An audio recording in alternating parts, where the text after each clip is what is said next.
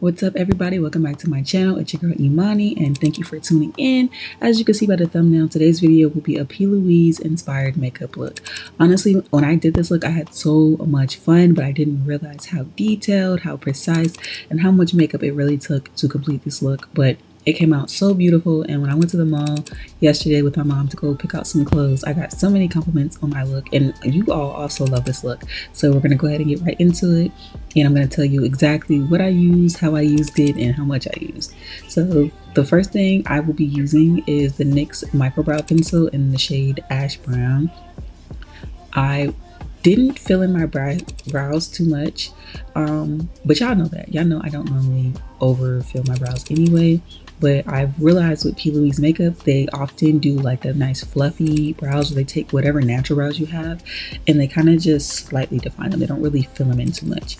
And then afterwards, to set my base, I'm going to go in with the Tarte Shape Tape, and I'm going to use a lot of concealer to do this. Like, this would normally be the amount that I would use and then just spread it across my lid and be done with it. But I literally went in with maybe like 2.5 layers of concealer to really set the base for my eyeshadow because I really wanted it to pop against that concealer.